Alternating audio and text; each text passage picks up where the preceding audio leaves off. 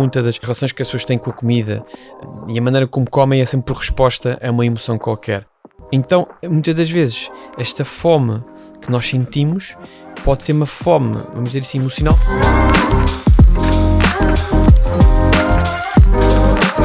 Sejam bem-vindos a mais um episódio do Inteligência Emocional do Podcast. O meu nome é Paulo Moreira e hoje temos connosco o Júlio. Júlio, bem-vindo. Olá, bom dia a todos. Muito obrigado pelo convite e espero que gostem desta nossa conversa. E se não gostarem, já está feito, parece. Mas vão gostar de certeza. Tenho aqui perguntas que eu queria ouvir do Júlio e vou apresentar quem é o Júlio. O Júlio é nutricionista há 15 anos e especialista em nutrição clínica. É licenciado em Ciências da Nutrição e pós-graduado em Nutrição Clínica. Tem cursos e certificações em Nutrição Desportiva e Funcional e dá consultas atualmente no Hospital da Luz e na Evolution Clinic. E é também formador na Federação Portuguesa de Paddle e na Nutrition Sports Academy. Não é, Júlio? Exatamente, corretíssimo. E hoje vamos falar aqui um pouco sobre nutrição, emoções, a ligação com os alimentos. Tenho aqui umas curiosidades e vou colocar aqui para o Júlio nos responder a sua visão sobre este tema. Então, pergunta de abertura que faço para os meus convidados. Júlio, para ti, qual é a importância das emoções na nossa vida?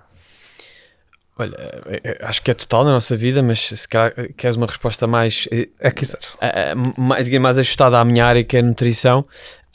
Pode ser. Acho que é importante, as emoções são importantes e no que toca à nutrição, eu costumo, às vezes digo na brincadeira que eu, no mundo ideal, gostava de ter sempre alguém da área da psicologia ao meu lado, sempre na consulta, porque acho que muitas dos casos que tenho em consulta, muitas das relações que as pessoas têm com a comida e a maneira como comem é sempre por resposta a uma emoção qualquer. E cada vez mais hoje em dia, acho que é mais inegável a influência das emoções em muitas patologias. E eu consigo identificar aqui uma série de patologias que, em função do estado emocional da pessoa, pode degradar-se brutalmente, por muito que as pessoas façam a melhor dieta do mundo e façam o melhor treino do mundo. Se emocionalmente as pessoas não estiverem bem, seguramente vai correr muito mal a saúde das pessoas, e tenho vários casos que já mostraram isso claramente. Pode já ser um exemplo de um caso? Olha, uma patologia que eu tenho, neste momento tenho muitas pessoas mesmo, e acho que está um bocadinho mais agora, está a ser mais falado, que é a endometriose, que é para quem não conhece, é uma patologia que afeta, obviamente, só as mulheres, que está mais localizada no pavimento pélvico e que temos uma série de, vamos imaginar porções do útero da mulher a crescer fora do útero, a crescer no peritoneu, a crescer junto à bexiga, junto ao intestino. Pronto, então temos um quadro de dor e de dores menstruais e todos os sintomas associados a um síndrome pré-menstrual a acontecer às vezes o mês todo. Contudo, como as mulheres que nos ouvem conseguem perceber o drama, e que nós já sabemos que existem cerca de pelo menos 200 milhões de mulheres no mundo a sofrer desta patologia, e este tipo de caso é um daqueles casos em que claramente as emoções e o estado emocional influenciam brutalmente a maneira como a mulher vai sentir e a relação com a doença e os sintomas da doença. Então eu costumo dizer, a brincar, quando estas pessoas têm picos mais brutais da doença, costumo dizer, vamos lá refletir o que é que aconteceu na sua vida nos últimos 2-3 anos, com algum evento, que às vezes pode ser simplesmente um pico de stress no trabalho brutal, isso. Pode ser isso, mas às vezes há coisas mais graves a acontecer, e às vezes a partir daí vamos descobrindo coisas que são importantes e conseguimos perceber a importância do que estamos a fazer em consulta, mas também perceber que é preciso gerir melhor as emoções, e às vezes aí até sai a conclusão que se calhar uma ida ao psicólogo faz todo o sentido e outras coisas do género.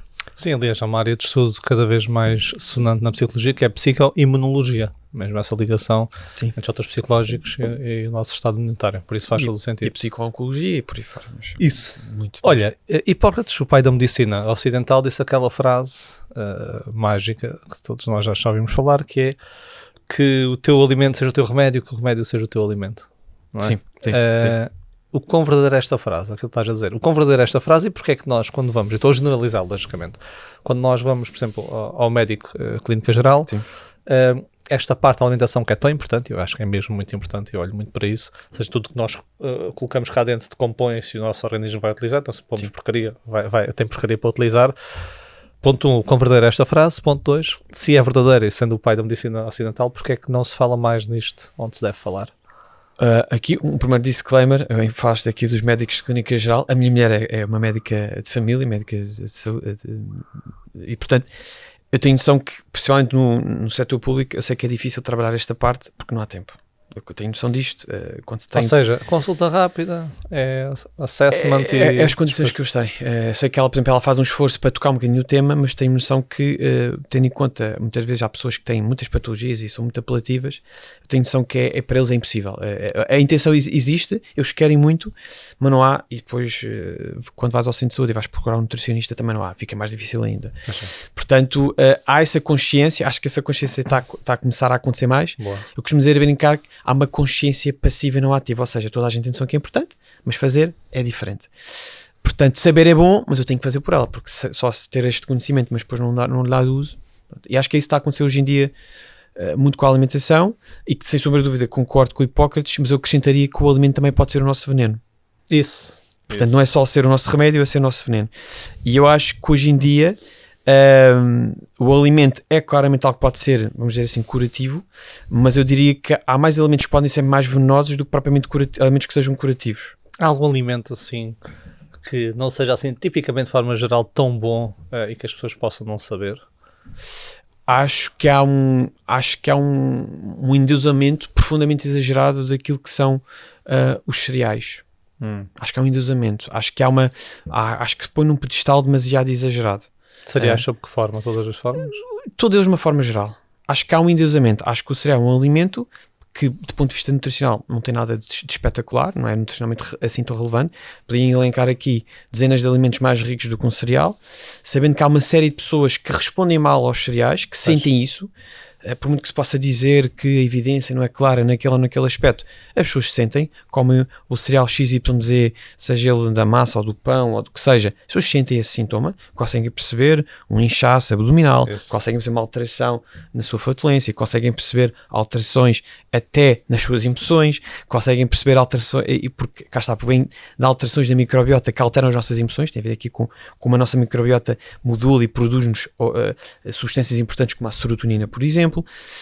E acho que ainda se coloca, mas isto tem a ver com, eu diria, indicações que ainda emanam de várias instituições, como sendo algo que quase que se põe nesta dinâmica, que é, se eu não comer cereais eu vou ficar doente. Não, ainda se põe neste pedestal, não vou dizer nomes nem instituições, mas põe-se neste pedestal. E as pessoas já perceberam hoje em dia claramente que existem N opções superiores aos cereais que lhes vão dar mais conforto e as pessoas já andam nutridas e perfeitamente bem. O que eu vou dar exemplo é o oposto, que é nos últimos 70, 80 anos advogou-se muito essa cultura, não é? E vê-se isso por várias ferramentas que existem, como a roda dos alimentos, mas a população está cada vez mais doente. Sim. Das duas uma, ou a população anda a comer tabletes de chocolate à noite debaixo da cama, ou de facto há uma série de hábitos, estilo de vida, que atenção, não é só a alimentação, eu aqui... Sim, é aliás, isso. Assististe àquela minha palestra, para mim eu ponho em paralelo, eu não digo que a alimentação é superior, eu acho que a alimentação, o sono, a gestão de stress e o exercício estão em ponto de igualdade. São os teus 4 pilares, tu falaste. Exatamente, os 4 pilares, as 4 pernas da cadeira, por isso é que eu comecei aquela palestra em cima de uma cadeira. Então podes dar esse exemplo desta palestra, que eu gostei muito e que tinha aqui essa pergunta para ti, ou seja, falaste... Sim. O que é que tu fizeste na palestra, para quem nos está a ouvir? O que eu fiz pronto, isto aconteceu numa palestra, por acaso, de um evento que foi organizado por uma amiga nossa comum, a Nádia Tavares, e que ainda fomos oradores assim. E recentemente esteve aqui no teu podcast, e eu queria falar do estilo de vida e importância do estilo de vida, e eu acho que achei a melhor maneira, como em tudo na vida, para conseguir chamar a atenção e tendo em conta que tínhamos um tempo para falar finito, era tentar criar aqui um impacto forte. Então eu comecei a palestra em cima de uma cadeira. Sim. E ficou tudo a olhar para mim, já pronto, endoideceu de vez, não é? E depois expliquei que nós, para conseguirmos estar em cima de uma cadeira, temos de ter 4 pernas de uma cadeira fortes e robustas. Qualquer perna da cadeira se partir, eu vou cair. Então são essas as 4 pernas: exercício físico, alimentação, nutrição, gestão de stress e sono. E qualquer um deles tem que estar em pé de igualdade e tem que ser tratados ao mesmo tempo. Eu digo isto às vezes às pessoas: as pessoas não podem pedir-me ou usar e exigir resultados fazendo bem a dieta se depois os outros 3 pilares, aos outros 2, ou há um pilar que está desgraçado. E eu dou um exemplo: qualquer um de nós, se tiver uma noite de sono muito mal dormida, sente no dia seguinte, tem muito menos controle, muito mais gulas e compulsões. É normal, a ciência já explicou isso. Porquê? Eu tenho muito menos motivação para treinar e o meu treino vai correr mal porque o meu limiar de tolerância ao esforço é muito menor. Isto tem a ver com a dopamina e outros precursores. E também eu sei que a nível de stress eu vou andar muito mais irritável. Portanto, com uma simples noite de sono, mal dormida. Como? Agora, não vamos falar das pessoas que Quem estão... tem 3 filhos, não é? Portanto, E quantas pessoas vivem em stress Sim, e estão assim sim. durante dias, semanas, até podem meses. dormir bem, pois é como disse, é um trabalho altamente estressante e depois Perfeito. também recai, como disseste, na alimentação e na falta de exercício físico, não é? E portanto, estes vetores todos têm que ser olhados de uma forma igual, porque senão criamos uma expectativa que é, agora vou fazer aqui uma dieta com o Júlio, isto agora vai ser impecável. E muitas vezes isso não acontece exatamente porque estes fatores estão por resolver, e acho que isto, desde que bem comunicado desde o momento 1 da primeira consulta, as pessoas conseguem perceber a importância disso. E é importante que as pessoas percebam isso desde o início, porque se nós só começamos a dizer isto à segunda, terceira consulta, começa a parecer que eu estou a arranjar desculpas. Estou a perceber. E desde o início tenho que perceber, ok, isto é para ser tratado, normal, então é para tratar hoje. Daquilo que pode ser da minha esfera de influência, eu vou-lhe ajudar no sono. E as pessoas não vão ter dúvidas que uma próxima consulta eu vou massacrá-las outra vez com o sono. Então, na tua consulta, quando fazes, tipicamente as tuas consultas, tu analisas esses 4 quadrantes, então vês como é que está o stress no dia a dia, o lifestyle Sempre. da pessoa. Sempre. E repito essas perguntas nas consultas todas. Avalias, por exemplo, o stress, fazes como perguntas de 1 a 10 o nível de stress sentido? Ou... Imagina, primeiro tento perceber sempre qual é o tipo de profissão da pessoa. Ok. Consegues logo inferir, tipicamente, Dá para a nível de perceber. stress. Eu sei que se eu tenho um médico que trabalha por turnos, Pois. já sei. Se eu tenho uma pessoa que se calhar trabalha numa daquelas típicas consultoras, IT, Sim. etc., eu já sei o que é que vem daí. Eu sei que se eu tenho uma pessoa que, por exemplo, trabalha muito com o departamento de recursos humanos, já muitos níveis, há profissões que nós já sabemos. Sim. E depois há outras que eu faço sempre questão de me perguntar, ok, expressão X, sim senhor, níveis de stress são muito elevados, e depois temos 2 tipos de pessoas, aliás, diria 3, umas que não têm stress nenhum, outras que assumem que têm stress, e outras que dizem que, tem stress, mas para mim é tudo tranquilo. É a vida. E depois começamos a esmifrar, vemos, não, esta pessoa já aprendeu a viver no meio do lodo, mas o lodo afeta. E depois vemos isso, porque depois estas pessoas geralmente começam a dizer que o sono, mais ou menos, acorda de Começas a ver noite. os sintomas. Exatamente, começa não dormi bem, a minha memória já não é o que era, se calhar comecei a engordar não sei porquê, só estou a ganhar esta gordurinha na barriga não sei porquê, e isto é reflexo deste stress a longo prazo. E depois, com base nisto, pronto, isto depois também a experiência ajuda-nos a perceber estas coisas, e depois em função disso e com a ajuda de médicos referenciados na área, também podem nos ajudar com algum tipo de análises específicas, também depois podemos validar essa suspeita com níveis de cortisol e outros marcadores que nós conseguimos fazer, nutrientes, para ver se há tudo... e conseguimos perceber algumas alterações que muitas delas conseguem nos dizer se são alterações agudas do momento, e eu costumo dizer que o cortisol é uma hormona que nós precisamos delas, que se eleva no momento em que se eu agora me atirar para cima de ti à batatada, tu queres o cortisol alto porque tens que responder, agora se eu tenho cortisol alto cronicamente, isso vai se refletir no corpo e as pessoas vão perceber isso. O problema é que muitas destas situações, como os burnouts e afins, não são coisas que as pessoas sintam. Muitas vezes é quem está de fora é que chama a atenção que há aqui qualquer coisa que não está. Estás tão envolvido no problema que já não vejo o problema. Muitas vezes só muito depois é que, quando há uma coisa de género, paralisei, desmaiei, fui para o hospital, porque as pessoas não percebem que estão a afundar. Pois é verdade. Não é fácil. E depois temos aquela adaptação, vamos adaptando ao que temos, não é? É como a história do, como é que é? Do sapo, do sapo. Metes o sapo em água a ferver, ele salta logo. Se metes em água, começas a ferver, ele fica lá cozido, não é? Dou N vezes esse exemplo. Dou N vezes sempre. Porque uma parte das vezes eu sinto isso. Sinto isso para o stress, sinto isso para aquelas pequenas dores, aqueles desconfortos. Sim, eu estou sempre inchado, é normal. Não é. Não é? Eu também faço investigação, eu gosto muito de ver literatura, e há uma literatura estava a ler sobre as pessoas que vivem mais tempo, e depois há sempre literatura que tem a ver com o otimismo, etc, e depois tenta ver os mecanismos, e uma delas é, os mais otimistas tendem a viver mais tempo que os pessimistas, tipicamente, maior longevidade, e depois um dos possíveis mecanismos é, um pessimista tem uma dor, isto mesmo faz parte da idade, também não há nada a fazer, etc, então faz o quê? Vai menos ao médico, é mesmo menos preventivo, etc, então aumenta a probabilidade de menor longevidade. Mais otimista, tipicamente, e depende do nível de otimismo. Se calhar isto pode ser que há alguma coisa, deixa lá ver, porque, percebes? Então vai mais à procura. Então é o que tu dizes, se eu vou desconsiderando essas dores, esses sintomas, está tudo bem, é o que não vale a pena, é da minha idade, então... Mas eu concordo que acho que o otimismo é importante, e eu digo isto muito em particular ao nível das pessoas que acompanho nos casos oncológicos. Eu costumo dizer às pessoas, quando a pessoa é otimista perante o cancro, é tudo muito mais fácil. Aquela pessoa que me está a sentar na primeira consulta com cancro e está a dizer que não, mas eu tenho que fazer este curso e este mestrado, ou seja, a pessoa está já está a pensar na vida dela de género. Não, eu para onde vou fazer isto? Eu estou cá. Na cabeça daquela pessoa não está a pensar, será que... Não, está a pensar, eu estou cá, portanto, eu costumo dizer, quando a pessoa considera um cancro, é uma tarefa que eu tenho para resolver, é mais uma tarefa, e não aquilo que vai dominar a minha vida, é brutal. E eu tenho um exemplo de uma pessoa que felizmente está a correr bem, e hoje em dia já foi mãe, que me apareceu, descobriu 2 cancros diferentes no espaço de 6 meses, portanto, que uma coisa brutal, eram cancros graves, e a cabeça dela era, não, mas eu tenho este projeto, eu tenho que fazer isto, e eu agora vou meter no mestrado, e vou já fazer aqui colheita de ovos, porque depois a seguir isto eu quero engravidar, e já tenho 40 anos, ou seja, esta pessoa não é normal, está muito à frente no otimismo que ela tinha. E o certo é que ela resolveu os problemas dela, hoje em dia tem os casos, um está resolvido, outro está perto de estar resolvido. Tinha dito que ela nunca mais voltava a engravidar, engravidou, já teve a carência e está ótima. É brutal, uma pessoa com 40 e tal. Olha, advogado do diabo agora, como tu dá sempre 2 perspectivas, pode haver isso, e acho que é o melhor do que isto vai-me dominar, e é normal que a pessoa sinta assim, logicamente, que é uma notícia que ninguém quer receber, mas também já apanhar as pessoas que têm esse discurso, mas notas que é puramente uma forma de não endereçar o problema de frente. Não, está tudo bem, eu tenho isto, ainda vou fazer aquilo, e não olha para aquilo. Ou seja, uma forma de escape, ou seja, um escapismo, esse pensamento de um escapismo e não um pensamento esperançoso ou otimista. Há pessoas que relativizam, não dão aquela importância, se calhar nem fazem muita questão de saber exatamente o que é que têm. Sim, há pessoas que estão a fugir, em negação. Também há. Pronto. Isso geralmente é tramado porque depois tem toda uma família à volta preocupadíssima, mas aquela pessoa não quer saber. Então às vezes está mais a família preocupada do que a pessoa em questão.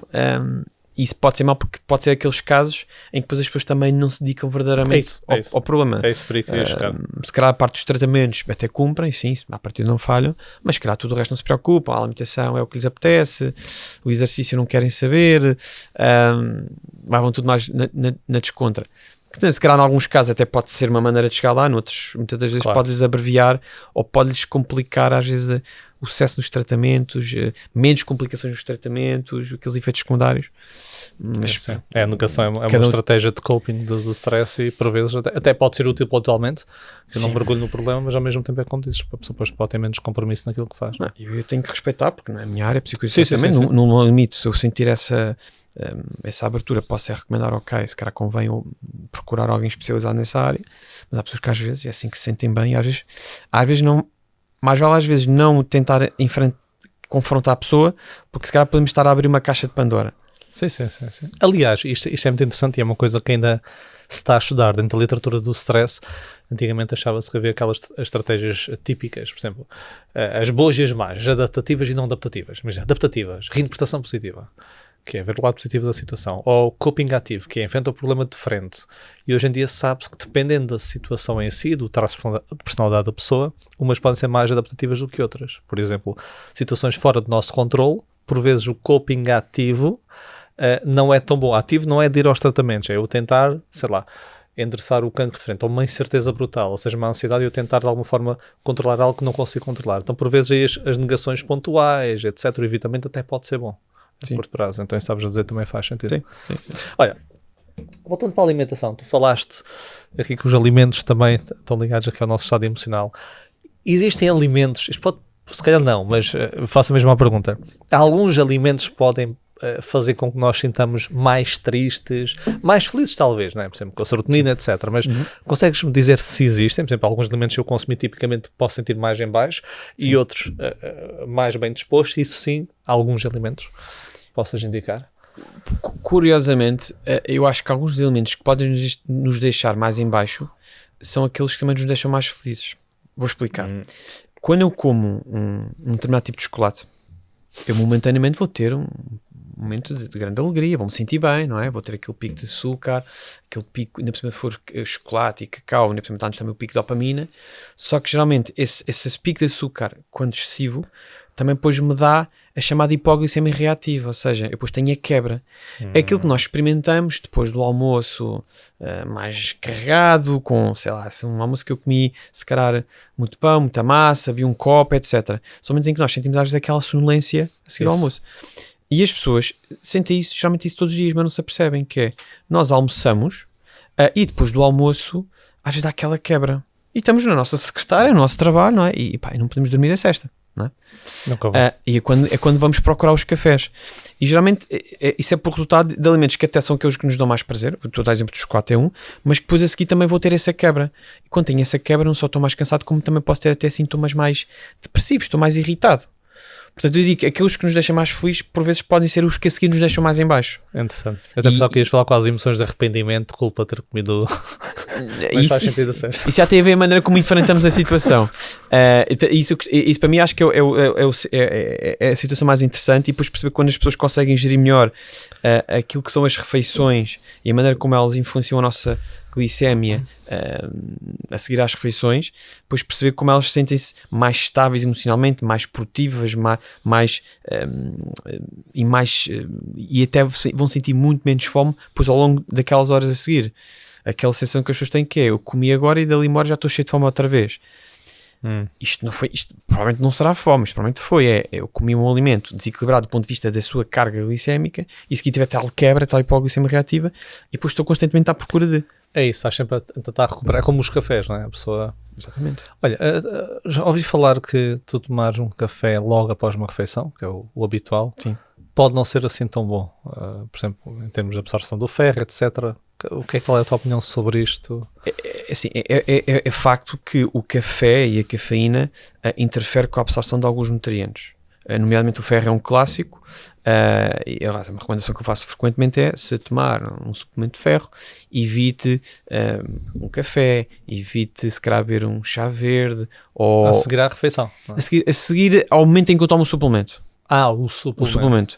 Na questão da refeição também é importante. Porquê? Porque se eu como, vamos imaginar um bife de vaca, que obviamente é muito rico em ferro, eu tomar o café posso estar a limitar a absorção de ferro. Estou a perceber. Isso é um facto. Depois também há pessoas que podem responder melhor ou pior ao café. Já teve aqui com a questão intestinal, há pessoas que respondem outras pessoas pior, mas do ponto de vista da absorção, sim, há nutrientes como o ferro, como o zinco, alguns nutrientes de facto não respondem bem a essa absorção. Então será bom afastar o café desse tipo de refeições ou desses suplementos-chave que nós sabemos que vai ter influência. Há outros que é completamente diferente, tal como também até temos suplementos que até seriam ideais serem ingeridos em jejum, porque eles não estão bem simplesmente ingerindo com alimento nenhum. Mas o café tem essa característica, efetivamente. Ok, olha, vou voltar atrás. Só há pouco estavas a tocar num tema que eu queria puxar, mas depois deixei fluir para o outro lado da conversa. Disseste por vezes comemos quando não temos fome. E houve uma vez que me convidaram para dar uma palestra, que não é a minha área, que terrava aqui em parte da nutrição, uma área era da psicologia, mas outra não era, que era a fome emocional. Então consegue-nos falar o que é fome emocional, ou seja, e como é que nós podemos saber se estamos realmente com fome ou se esta fome vem desta fome emocional? Acho que não é fácil distinguir. Não é nada fácil. Às vezes não dá mesmo para distinguir. Eu costumo dizer, há pessoas que têm fome às vezes e simplesmente têm sede. As pessoas simplesmente estão desidratadas, mas procuram na comida aquilo que podiam procurar por beber água. E isto estou a pegar na questão da água, porque eu diria que a maior parte das pessoas bebem muito pouca água e, portanto, vivem num estado sempre de desidratação bastante grande. A parte da fome emocional pode vir aqui de várias questões. Uma delas, há bocado estava aqui a falar da serotonina, e pode ser um ponto, que é, por exemplo, uma das coisas que já se percebeu é que a nível, por exemplo, do apetite ao longo do dia, a forma ou o que nós comemos ao pequeno almoço é determinante. Então, se eu tenho um pequeno almoço, por exemplo, e aqui vou pôr comparação, um pequeno almoço, imaginamos com ovos mexidos, mais qualquer coisa, e um pequeno almoço típico, a tal taça de cereais com leite, que é o que a maior parte das pessoas comem. Num eu tenho uma refeição muito pobre em proteína, no outro tenho uma refeição muito rica em proteína. E isso determina a minha fome ao longo do resto do dia, apenas com este primeiro momento. Então, muitas das vezes, esta fome que nós sentimos pode ser uma fome, vamos dizer assim, emocional. Porquê? Porque há aqui uma carência de base desde o início do dia de serotonina, porque ao não ter ingerido proteína e aminoácidos essenciais, o meu corpo não produziu a serotonina necessária para começar o dia saciado e até do ponto de vista emocional. Então vai acontecer aquilo que as pessoas às vezes dizem, que é: eu chego ao final do dia, chego a casa e é hora de lobo e vai tudo. E muitas vezes tem a ver com este pequeno momento que eu digo: se o pequeno almoço começar assim, começa torto. E onde é que vemos isto a acontecer? Está agora numa certa moda as pessoas fazerem a história do jejum intermitente, que para algumas pessoas resulta muito bem, mas para outras, quando há esta fome, claramente não está a correr bem. Quer dizer que esta pessoa não está preparada, pelo menos naquele momento. Acho que pode ser apenas um momento em que está até numa fase de stress na vida muito grande, com uma privação de sono brutal, esse tipo de estratégias só vai agudizar o quadro de stress emocional que temos aqui. Portanto, essa fome emocional pode vir por esse motivo, muitas vezes também pode vir por carências nutricionais. Se eu tenho uma falta, imaginemos, de zinco ou de magnésio, vamos imaginar, são nutrientes que são chave para a formação de serotonina, dopamina, melatonina, pode também aqui ser um ponto. E, portanto, estes nutrientes-chave são importantes. Por outro lado, também outro ponto importante nos últimos anos, está muito bem documentado, é perceber como a microbiota assume esse papel nas emoções. Podes dar aqui um exemplo? Tinha uma pergunta sobre isso, como é que o microbioma está conectado aqui à regulação das nossas emoções? Nós sabemos que 90% da serotonina, a pontos que eu tenho lido, e acho que não mudou este número, 90% da serotonina que nós produzimos é produzida na microbiota. 90%. Olha, diz só para quem nos está a ouvir e não sabe o que é, embora é um professor muito falado de serotonina, o que é a serotonina e qual é a sua ligação ao nosso estado de humor? A serotonina, basicamente, é um hormônio, um neurotransmissor, não me incorreto, se calhar, que se forma a partir de vários ingredientes, vamos dizer assim. É formado a partir de um aminoácido que é o triptofano, basicamente é um aminoácido que nós obtemos da alimentação, da carne, portanto, é algo que nós obtemos naturalmente da nossa dieta. Sintetiza depois da serotonina. Que depois ele é sintetizado, há um espaço intermédio para chegar à serotonina, mas que também é dependente de alguns nutrientes que são cofatores. Zinco, zinco, magnésio, vitamina B6, há uma série de fatores. E, portanto, eu preciso dessa serotonina porquê? Se calhar, para quem não sabe o que é serotonina, mas se calhar muitas pessoas sabem o que é um antidepressivo. E o antidepressivo muitas vezes atua nessa via em que não existe, ou existe uma carência, ou existe uma desregulação desta serotonina, e o antidepressivo às vezes entra para tentar regular essa situação. E portanto a serotonina é fundamental porque vai-nos regular o nosso humor, vai-nos regular também o nosso apetite, e em particular, quando falamos na mulher, sabemos que todos os meses há oscilações da serotonina em função do ciclo menstrual e em função disso. Portanto, na mulher é normal haver fases do mês onde haja mais tendência para comer doces ou mais apetência para esse tipo de coisas, porque há uma diminuição da serotonina em função também da oscilação, por exemplo, do estrogênio. Vamos imaginar. Isso, então menor serotonina, a pessoa tem tipicamente um estado emocional mais depressivo e tem mais fome. Pronto, podemos conectar assim. Há mais oscilações emocionais, há mais instabilidade, há mais... E 90% disso vem do microbioma, ou seja, exatamente, de regular isso. E por outro lado, esta microbiota desregulada, se houver uma desbiose, se houver um SIBO, um SIFO... O que é isso? Isto basicamente, desbiose é quando nós temos essencialmente uma desregulação do normal equilíbrio das nossas bactérias no intestino. Ou seja, a microbiota tem um determinado tipo de padrão que é adequado, com várias bactérias, mas especialmente as bifidobactérias, os lactobacilos, são aquelas que deveriam dominar mais, e há várias razões para que essa situação se altere. Pode ter a ver com tomas de medicação, tomas de antibióticos, também pode haver o contrário, alterações emocionais, stress na minha vida, isso também influencia a minha microbiota, ou até uma alimentação que é desregulada, uma alimentação que há alimentos que podem alterar e modular a minha microbiota de forma negativa. E portanto essa desequilíbrio pode acontecer, isso faz logo com que influencie essa questão da serotonina. Pode haver uma coisa que é o SIBO, que é o subcrescimento bacteriano no intestino delgado, em que há de certa forma um transporte das bactérias do intestino grosso para o intestino delgado, então aí temos uma situação envolve inchaço, diarreia, uma série de coisas chatas, e o tratamento não é fácil, é fazível, mas não é fácil. Pode haver o SIFO, e já tem a ver com subcrescimento de fungos também, isso também já dava aqui outras conversas. Portanto, há várias situações que podem alterar a nossa microbiota, e em função disso eu tenho não só uma diminuição da serotonina, mas até posso ter produção de outro tipo de compostos que também aumentam os meus sintomas depressivos. Triptamina, outros compostos que podem exatamente ir para o lado oposto. Eu vi, isso é um tópico que também interessa cada vez mais, e estava a ver um podcast sobre pessoas que investigam nessa área, microbioma, etc. E que houve uma investigação que eles fizeram, ou seja, eles veem uma relação, uma correlação, não é? Ou seja, que não é causalidade, mas também fizeram um estudo para testar a causalidade. Então o que é que fizeram? Ficaram em participantes depressivos, clinicamente depressivos, e outros não, ou seja, em que acessaram que eles estavam com um estado emocional positivo e duradouro, não tinham sintomas depressivos, e retiraram, não sei como, mas parte do microbioma, ok?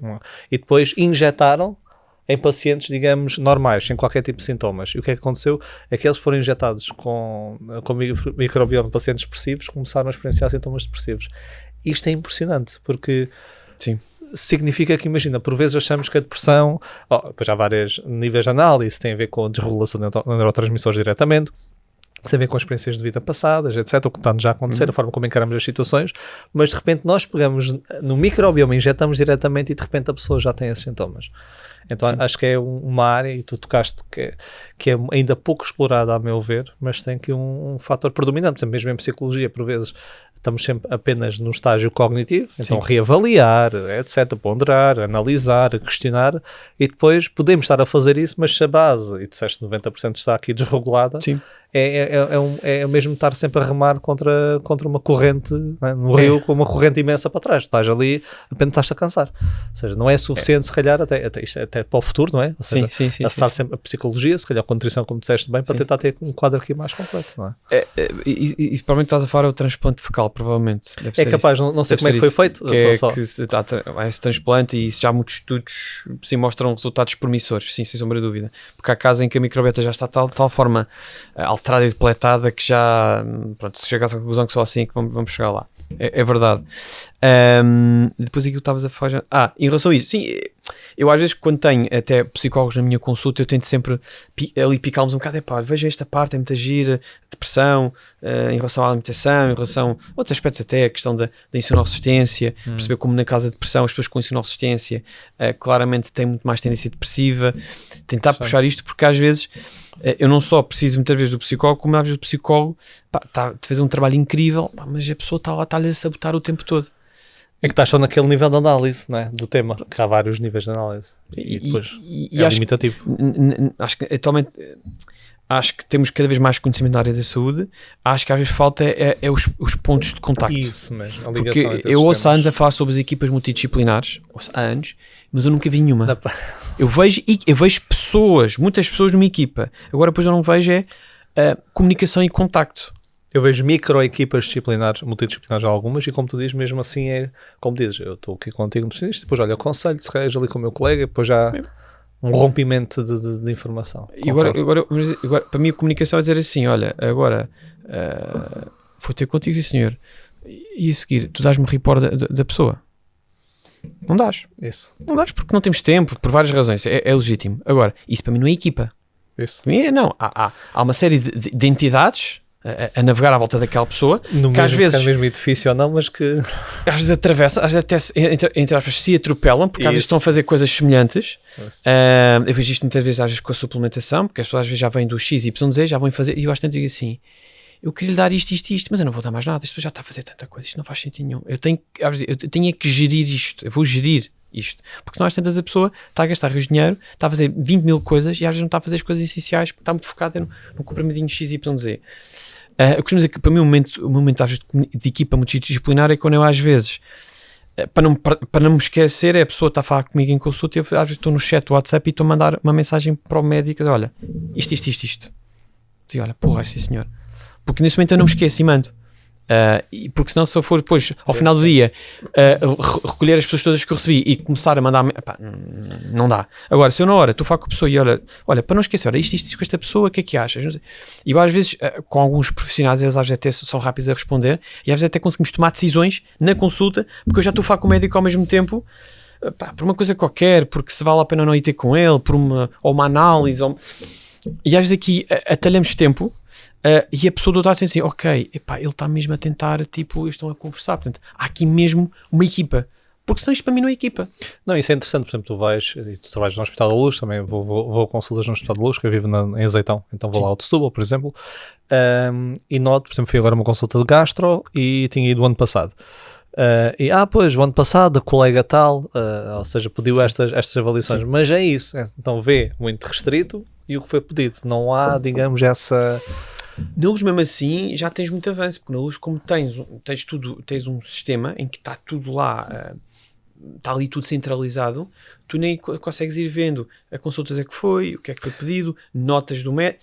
Ok. E mesmo de outras áreas. Consegues ver, claro, não é a mesma coisa que tu falas com a outra parte, mas ao menos tens uma noção mais ou menos do que é que foi feito. Ok. Já, agora, a realidade da larga maioria das instituições de saúde não é essa.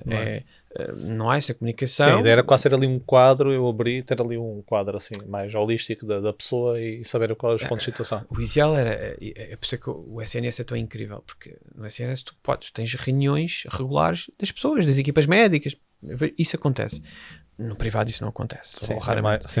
Mas isso deveria haver, porque isso permitia muitas das vezes discutir casos e para mim, o que tem piada para mim trabalhar numa clínica onde só há nutricionistas é que nós estamos sempre a falar sobre isto e vamos discutindo casos, vamos trocando cromos. Isso, Tive este caso, não sei o quê. Olha, tive este caso, o que é que tu farias aqui? E às vezes nestas conversas de café ou às vezes naqueles 5 minutos entre consultas que estamos os dois com a porta do gabinete aberto, às vezes estamos ali a trocar habitados e às vezes naqueles 5 minutos, às vezes aprendemos mais do que a ler 10 horas sobre um tema. Por exemplo, realmente já tive este caso, olha, eu fiz isto, que engraçado, eu fiz isto. E juntamos. Isso. E eu às tantas tenho já blocos de notas com compilações de notinhas das nossas micro-reuniões, vou tirando dicas. Tu absorves conhecimento de colegas com case studies, coisas reais. E isso é muito giro. E eu acho que nas nossas áreas, muitas das vezes, cada um está no seu gabinetezinho e às vezes estamos um dia inteiro como fomos com um ser humano. Sim. Vem o paciente, acaba o tempo. Acabou disso e olha, não foi com ninguém hoje. E isso é a parte que para mim me incomoda e por isso é que eu gosto de trabalhar em casas com muitas pessoas, porque eu mais ou menos acabo sempre por falar ou com o médico, ou o enfermeiro, ou com o fisioterapeuta, e há sempre uma conversa gira, há sempre uma troca de experiências e aprendemos sempre qualquer coisa. Quando estamos sozinhos num gabinete de uma chafarica, é muito aborrecido. Aliás, e não só em termos, como tu dizes, em termos interessantes, em termos de ganho de conhecimento, mas também para o nosso bem-estar psicológico. Também há estudos que mostram isso, ou seja, as nossas relações sociais são o que mais impacta o nosso nível de bem-estar, otimismo, felicidade, etc. E mesmo eles chamam as micro-socializações, ou seja, não é quase com o teu melhor amigo, não, com a pessoa que dizes, olá, vais ali ao café do Sr. Zé, pedes um cafezinho, dás ali 2 ou 3 palavras, isso já é suficiente. Então, se não há isso, prejudica-te aqui imenso. Sim. Então, eu Luz, então, eu sou aquela pessoa que eu vou tirar um café às vezes pelos corredores, tenho um bocadinho e vou bater, então, estás bem, não sei o quê. Às vezes até vou pregar sustos a mas tento porque eu às vezes vou aproveitar este break e eu vou falar com pessoas, eu preciso mesmo de limpar a cabeça, tenho que me afastar do computador, do telemóvel, aqui um break, porque agora vou até não sei quantas horas de consultas e eu preciso de... Pronto, é tal parte eu não gosto de dias de 10, 12 horas, não gosto, evito, porque é brutal, do ponto de vista psicológico. E ficas todo triturado no fim, já não tens a tua clareza mental, disponibilidade a todos os níveis. Olha, antes de rematar aqui umas perguntas que eu tenho, finais, que ainda são algumas, mas aqui um bloco que eu tenho, uma pergunta também que vem no segmento que estávamos a falar antes de começar aqui o episódio, aqui em off. Sim. Estávamos a falar do Warren Buffett. E que o homem tem mais de 90 anos. E depois tu disseste uma coisa que eu não sabia. Tinha uma pergunta parecida sobre isso e vou puxar o tema, que é a junk food. Tu disseste que o Warren Buffett todos os dias vai ao McDonald's e começa assim o dia. E é um homem, claro que é, como disseste, que é multifatorial. Então a minha pergunta é, não é porque é que ele come isso está vivo, não quero estar a enviesar o caminho por aí. Qual é a relação, tipicamente, é junk food e o nosso estado emocional? Okay? A comida processada e o nosso estado, qual é o impacto negativo que tem na nossa saúde? O primeiro impacto é positivo, né? Ficamos super felizes. Não é? Sim, ok, tá já. Isso é o primeiro impacto. Vamos todos ao Mac. E eu diria que, se calhar, no caso do Warren Buffett, há de haver vários fatores, até porque o senhor não me parece claramente magro, nem um pouco mais ou menos, ele até é bastante gordinho, mas cá está, se calhar é uma pessoa que nunca confrontou o seu erro e vive feliz com isso e ele nem quer saber das consequêncies. Sim, há vários níveis delas, desde a genética, desde a... Pode haver, não é? É como aquela malta que fuma que nem uma chaminé e vivem até aos 100 anos. Que depois utilizamos esses casos para quem fuma para não vale a pena deixar de fumar. São aqueles autoais que não conseguimos explicar. Agora, o junk food, vamos lá ver, o junk food em si, a pessoa que me diz assim, eu vou comer junk food uma vez por mês, eu digo assim, ok. Sim, não, esses casos não, mas se com uma rotina... O problema é que as pessoas comem junk food todos os dias a toda a hora. Este é o problema, é isso que as pessoas não percebem. Eu quando vou comer aquelas barrinhas da treta, eu estou a comer junk food. Ou seja, aí junk food, tu dizes que é junk food que a pessoa não se apercebe porque... Não se apercebe porque aquilo é assumido como sendo uma coisa espetacular. E é junk food porque é por causa dos açúcares? Porque é um alimento altamente processado, que não tem, muitas vezes nem sequer é feito com alimentos propriamente ditos, é uma série de ingredientes artificiais, porque é nutricionalmente muito pobre, porque está cheio de açúcar ou de adoçantes, vai dar tudo ao mesmo, e é altamente inflamatório. Obviamente que eu não vou dizer que comer uma barrinha proteica é uma coisa que comer junk food, eu não estou a dizer isso, obviamente, mas do ponto de vista de enquanto junk food, acaba por ser igualmente junk food, uma nomeação muito mais brutal do que outra, obviamente, não é? Obviamente que se eu comer uma junk food típica, não é? Obviamente comemos uma quantidade surreal. Sim, hambúrguer com batatas fritas. Mas o que eu digo às pessoas é, o bom problema não é comer uma vez junk food, o problema é que as pessoas não têm noção que comem junk food todos os dias a toda a hora. Isso acontece que achas isso vicia, junk food? Há algum fator viciante da mesma? Achas que é mais ser cómodo e rápido? Eu acho que muita junk food, estas mais industrializadas, estão feitas de uma maneira para criar esse tipo de adição. E há coisas que nunca não te espanta. Quer dizer, se eu tenho uma batata frita cheia de sal, obviamente que eu vou ter vontade de comer mais, vou ter vontade de beber mais. Toda a gente percebe, até há várias sobremesas, que se eu pegar numa mousse de chocolate e puser umas pedrinhas de sal por cima, que fica muito mais apetitoso e tenho mais vontade de comer. Se eu puser os termossos carregados de sal, eu vou querer beber muita cerveja cheia de sede. Portanto, se o barco era termossos com picante, aquilo assim, picante, e depois era assim, claro, e os cacauetes picantes, aquelas coisas todas. Portanto, obviamente que se eu tenho uma coisa com sal, isso cria uma adição. E eu tenho uma série de ingredientes aditivos que são claramente aditivos. Se eu ponho muitos adoçantes num determinado produto que é chamado de dieta, que é saudável, que tinha muito que se lhe diga, nós já percebemos que não só causa os mesmos problemas que comer açúcar, como causa adição, porque continua a ser um produto doce, neste caso, que me causa o mesmo impacto ao nível da insulina, porque a primeira resposta à insulina é cefálica, é de sentir o sabor na boca, e vai-me, ainda por cima, alguns destes adoçantes eu sei que me causam desregulação na microbiota, alterações de algumas substâncias que são inibidoras do apetite, e portanto muitas vezes vai-me causar ainda mais vontade de comer aquele alimento. Portanto, há vários ingredientes, aditivos, conservantes, nós sabemos que têm esse papel. Ou simplesmente falando dos mais básicos, que é açúcar e sal, bem que são aditivos.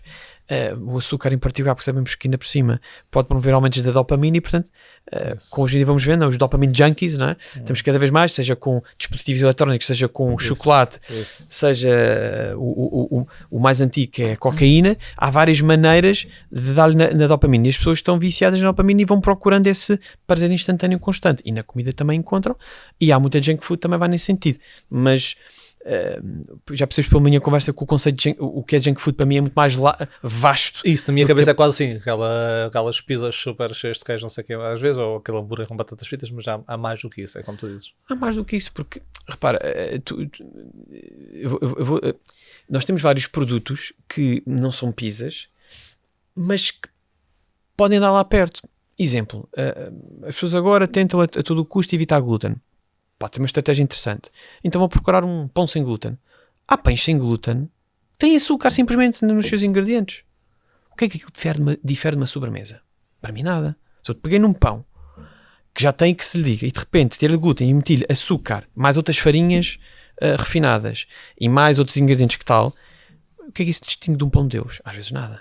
Tu achas que, imagina, eu cada vez mais olho para a tabela nutricional e noto que, por exemplo, com o meu pai, em comparação, ou agora uma coisa, imagina, o meu pai agora foi ao ginásio, está a começar a ir ao ginásio, depois estávamos a falar sobre proteína, porque ele consome pouca proteína, então, por exemplo, ok, vou tomar proteína, estávamos a falar da whey protein, ok, tudo bem, então, tinha de falar disso, olha, proteína whey, não sei o quê, e entretanto, chega a casa, isto foi agora na semana passada, pai, se estiveres a ouvir, isso também, quando for lançado, já sabes que é verdade, espero que já tenhas mudado isso. Então, chego lá a casa, agora, fui a Lagos novamente, ele vive lá em Lagos, eu chego lá a casa, olha, estava lá um gainer, e eu assim, e ele quer cortar um pouco o peso. Ui. E eu assim, mas porquê que tens aqui um gainer? Ele, então essa é a proteína que tu disseste. Ele, isto não é proteína, é gainer.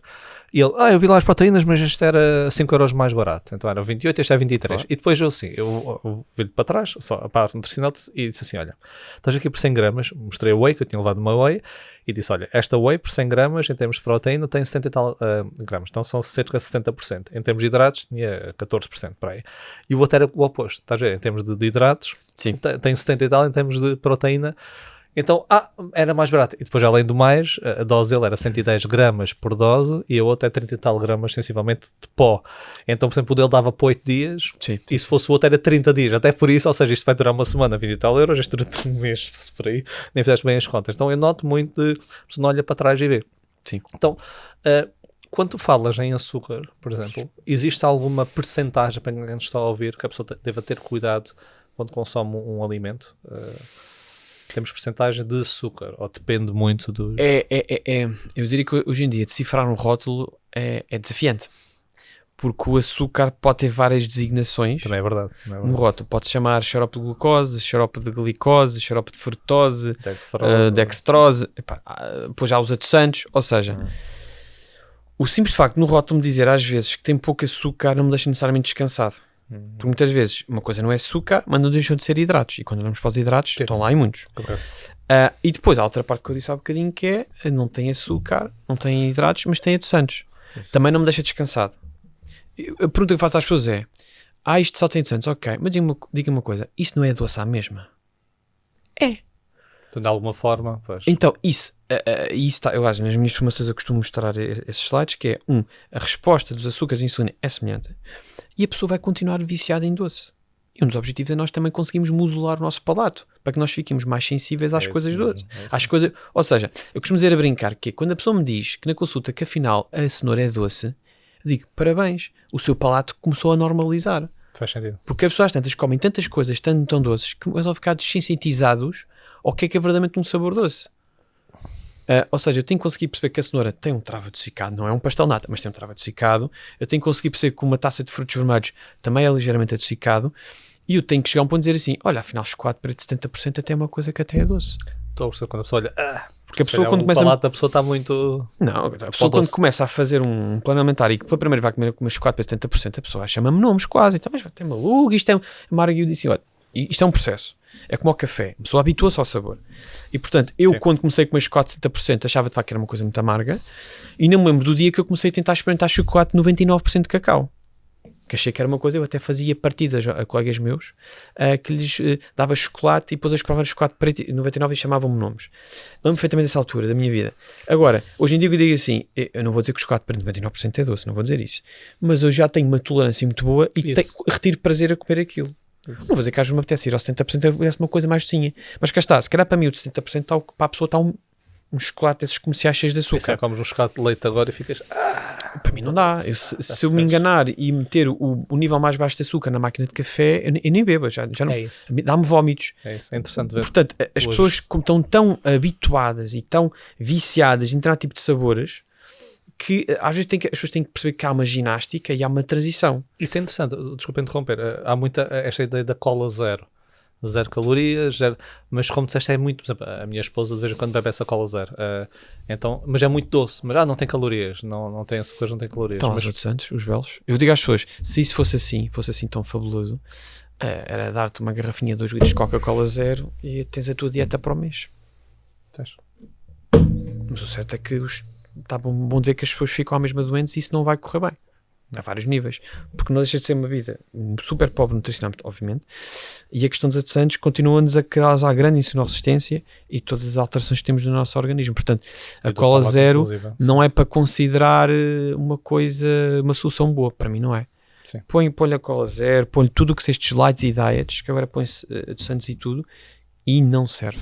E mesmo em termos do palato, acho que já é um bom argumento, não é? Porque pelo menos mesmo que tivesse zero a tudo, ou seja, realmente fosse quase como a água, claro. A partir do momento que transforma o palato, acho que também é sempre esse risco. Eu conheço a história porque é que a Coca-Cola Light desapareceu, não é?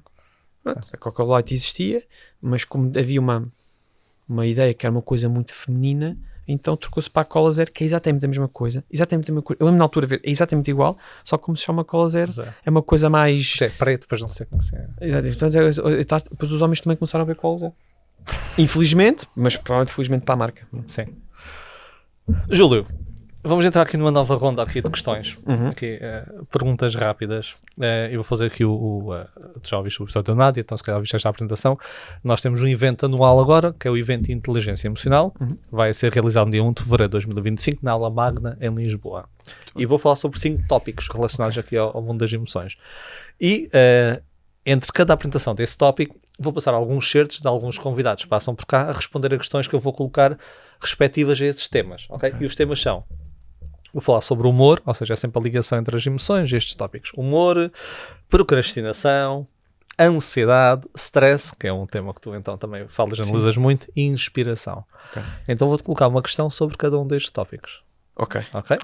Para depois nós selecionarmos e aparecer lá nesse evento ao vivo. Humor. Qual é a tua piada favorita? Eu vou tirar a pressão às vezes do favorito. Conta-nos uma piada, nem que seja uma última que ouviste. para partilhar aqui com Uma piada. Uf. uma anedota, uma piada. Tenho esse nenhuma que não seja muito má. Muito parco. Não, o Dark. Ainda hoje, por acaso ainda hoje eu fui uma coisa, mas não se pode contar aqui. Podes. Eu não, gosto, não, eu não. gosto do humor negro. Assim, entre Não, mas está a ouvir. é muito mau. Não. Você depois corta, se for muito. Deixa eu ver. Vão-te cancelar, Júlio. Uma piada. Que ninguém cancela ninguém. Não, esta era muito mais, não pode ser. Então contas depois em off. Queres que eu dê um mote para uma piada horrível para tu conseguir sentir-te mais... Está bem. Como é que fazemos, como é que evitamos que uma criança se afogue? Tiramos o pé da cabeça. Ok.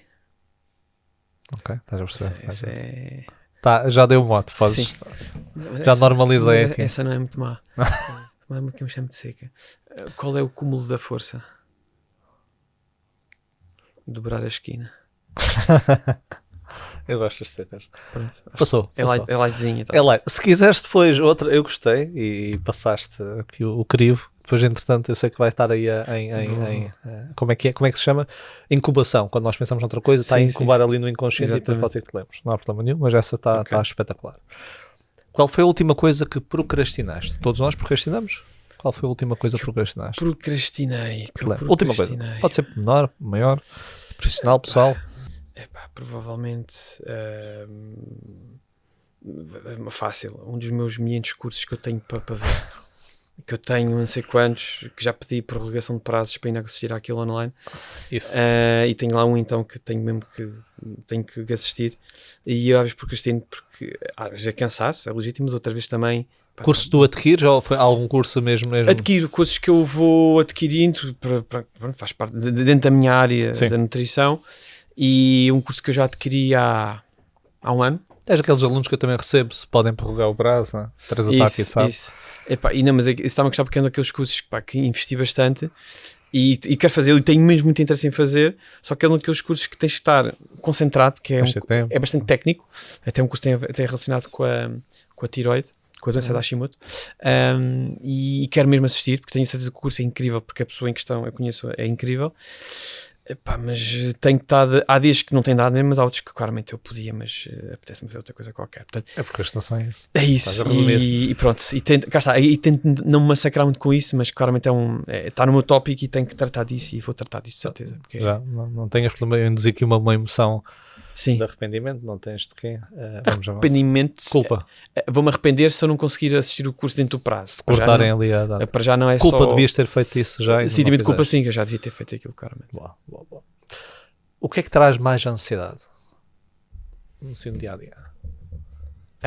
O que é que me traz mais ansiedade? Olha, muito honestamente, a coisa que me traz mais ansiedade e que me deixa doido é quando algum cliente meu me desmarca uma consulta e eu não sei qual foi a razão. Interessante. Isso deixa-me doido. E eu tento contactar a pessoa, não que seja enviar e-mail, perguntar, está tudo bem, o que é que se passa? Eu costumo dizer, brincar, eu posso ter o dia carregado de consultas, falta-me uma pessoa, cansar uma pessoa, pá, eu fico... Mas, ou seja, cancela e não sabes, ou, por exemplo, o no-show não aparece? Isso não aparece, felizmente não me acontece. Isso é muito raro. Felizmente as pessoas acho que são respeitadoras e quando não aparecem avisam. Pronto. Isso é muito raro ou qualquer coisa. Pá. Ok. Eu gosto de perceber. E às vezes, como em tudo, às vezes as pessoas marcam e as pessoas não posso ir. Pronto. Não te dizem. E às vezes só passar. Sei lá, tem pessoas que me desmarcaram, não disseram nada, não me responderam para voltaram passados 5 anos. Não, é que na altura achei que não precisava mais. Sim, podia-me ter dito, porque eu fico ali depois a remoer. Para mim, esse insucesso para mim deixa-me louco. Ainda tive o exemplo de ontem, posso contar este exemplo desta senhora, que foi uma senhora que me foi cancelando e desmarcando a consulta N vezes, mas 5 ou 6 vezes. Eu até já estava a dizer um bocado mal dela. Assim, temos que esta senhora. E a senhora vem ontem. Então, o que é que se passou? Sabe, é que eu tive o meu primo raptado 2 meses e meio. E eu fiquei assim. Primo raptado, é aqueles pensamentos que nunca te vêm. Assim, talvez o primo tenha sido raptado, não é um pensamento que surge pois, habitualmente. Assim, às vezes tinha que relativizar, porque às vezes há motivos legítimos que não têm nada a ver. Ou seja, o que é que está aqui sempre ponto fundo para mim é o que é que eu fiz de mal? O que não é que eu falhei? Porque quando eu sei qual é o motivo, por qual razão, não posso, não consigo fazer o plano, tenho uma vida, tudo bem, acontece, ou simplesmente, olha, agora não tenho dinheiro, ok, tudo bem. O que me incomoda é perceber que eu possa ter sido incompetente em algum momento e não perceber o porquê. Isso incomoda profundamente e deixa-me verdadeiramente transtornado naqueles 5 minutos a seguir. Isso é interessante, porque quando estás a falar, porque a ansiedade assenta-se e alimenta-se em incerteza e ambiguidade. Então tu disseste bem, é não saber o porquê, então isso alimenta, faz todo o sentido. Mas por outro lado, eu fico contente com esse sentimento, porque acho que não me deixa tirar os pés do chão. Isso, mas... Que é, ok, esta pessoa vai-me lembrar que eu falho mesmo, e não interessa se eu tenho 10 casos incríveis, este caso foi mau, portanto quer dizer que ainda há aqui qualquer coisa que eu tenho de trabalhar e não entrar aqui numa escala de achar que já sou o maior da aldeia. E isso é bom, porque tu estás a ver o papel funcional da ansiedade. Muitas vezes achamos que queremos eliminar, e ela é boa porque é uma percepção de ameaça e ela está-te a revelar alguma coisa, e é isso, se calhar há aqui alguma coisa. Aliás, nas palestras, e tu dás palestras, há muito aquela coisa, antes de entrar na palestra, há o nervosismo. E todas as pessoas, umas mais do que outras, há algum sentimento de nervosismo. E aquelas que não sentem nenhum, costuma ser mau, por vezes, porque se calhar não estás a respeitar o público, é mais uma palestra. Não te preparas tanto, vou lá e digo qualquer coisa. Então isso é uma emoção desconfortável, mas é boa, que sinaliza uma coisa importante. Boa. Agora, o que é que fazes quando estás muito estressado? Eu sei que depende, mas tipicamente estás muito estressado. O que é que fazes? Quando estou muito estressado... Para regular o stress, se for o caso, não é? O que é que fazes em termos comportamentais? O que é que tentas fazer para lidar com o stress da melhor forma? Olha, uma das coisas que para mim ajuda muito é dizer muitos palavrões. Olha, chama-se ventilação emocional, só para dar um nome isso técnico. Para mim, eu começo para ali, nem vale a pena saber o quê. Tens uma costela do norte. Tem uma costela minhota, portanto vai tudo e mais alguma coisa. Isso ajuda muito, claramente. E por norma tento, isto também já tem com a experiência e cuidado, tento sempre racionalizar a coisa, que é perceber, ok, aconteceu isto, mas ok, o que é que eu posso fazer para resolver? Não é uma coisa que não se resolva. O que não está resolvido, o que não tem solução, solucionado está. Não vou preocupar com aquilo que eu não tenho poder. Aquilo que eu tento, vou pensar, não morreu ninguém, portanto, isto está a ter solução, portanto, isto há de correr bem. E eu tento sempre ter uma atitude otimista, que é, eu vou conseguir resolver o problema. Então, sou sempre, ao mesmo tempo que às vezes sou muito realista, sou muito otimista, assim, eu vou conseguir resolver, mas não há problema nenhum. Portanto, eu já percebi que quando tenho um problema de frente e tenho este momento de stress e de ansiedade, eu já percebi que eu, às vezes, mais vale que primeiramente eu não fazer nada, porque eu sei que vai ser um momento vou ser mais explosivo e não vou reagir da maneira que vou me reconhecer. Costumo dizer que às vezes eu não vou, sei lá, tenho muito stress, recebo um e-mail que eu só vou responder agora. Mais a carga em cima. Não, e assim, olha, vou responder amanhã. Isso. Porque eu sei que vou responder agora, vai correr mal. Amanhã vou responder, vou pensar na coisa, mandei aqueles palavrões todos e amanhã vou responder e consigo responder com mais calma. Tento sempre temporizar a minha reação, não responder de imediato, não ser tão reativo. E penso sempre, isto está de resolver. Eu estou bem, eu estou saudável, a minha família está saudável, tudo o resto resolve-se. Dizem, era o Sun Tzu, acho que dizia, não é? O Sun Tzu que dizia que o tempo e a paciência eram os dois maiores guerreiros nesse sentido. Tenho aprendido, com a paciência tenho aprendido. Isto, às vezes, a vida também, não é? E aprendes a perceber o que é verdadeiramente importante. E é isso. Eu adoro o que faço, adoro o meu trabalho, não tenho qualquer dúvida da minha paixão pelo meu trabalho, mas não é mais importante. É isso é interessante. Falaste aqui em várias estratégias, estava aqui a tentar perceber. Sim. Falaste na ventilação, sim. Falaste também no adiar o impulso, falaste na relativização da situação, o aceitar aquilo que não consegues controlar. Tens aí uma estratégia interessante. Se eu reajo algo, geralmente arrependo do que eu disse. Portanto, assim, melhor não dizer nada. Como é que é aquela frase de quando estamos com raiva, dizemos as coisas que mais nos arrependemos? Sim. Dizemos aquilo que queremos e o que não queremos. É isso, estamos virados para aí. Ok, boa. Agora, aqui focando no foco na inspiração. Quem é que te inspira mais na tua vida? Assim, eu geralmente tento me inspirar em pessoas que me mostram que eu posso ir mais além. Ou seja, pessoas alguém específico que te inspira. Não precisa ser a que te inspira mais, mas uma pessoa que te inspira. Assim, especialmente no meu início de carreira enquanto nutricionista, pensando mais na perspectiva profissional, eu inspirei-me em 2 ou 3 pessoas, que algumas delas até trabalham comigo, foram pessoas que eu me identificava ali, acho que era por ali que eu devia seguir a minha maneira de trabalhar, a nutrição, e também porque eu pensava, se esta pessoa tem este sucesso, que eu sei que era um sucesso, não era um sucesso da treta, era um sucesso efetivo esta pessoa tem consolidado, tem agenda cheia, então eu tenho que seguir por aqui. Então essas pessoas inspiraram-me, eu no mínimo vou tentar perceber como é que aquelas pessoas trabalham. E porque acho que é por aí. Não me vão dizer que a pessoa X, Y, Z, que são as referências da minha área, só depois eu não conheço-lhes evidência de resultados. Uma coisa é a investigação, a academia, outra coisa é a prática clínica. São duas coisas distintas. Portanto, os maiores teóricos, geralmente, na prática dá desastre, e os maiores práticos chegam à teoria e não conseguem, às vezes... E eu tenho conseguido distinguir isso. Portanto, essa parte da teoria da academia são pessoas que eu leio, estudo, obviamente que eu devo estudar, mas depois tenho que me basear com pessoas que eu sei que na prática efetivamente mostram ferramentas que muitas vezes, e aquilo que as pessoas que me inspiram mais na minha profissão são pessoas que mostraram que muito para além do conhecimento tem muito a ver com comunicação e a maneira de estar na consulta. E eu às vezes, aquilo que às vezes passo para pessoas mais novas ou até para colegas que estão com algumas dificuldades na prática, eu digo, pá, vocês não deixem para trás a parte da comunicação.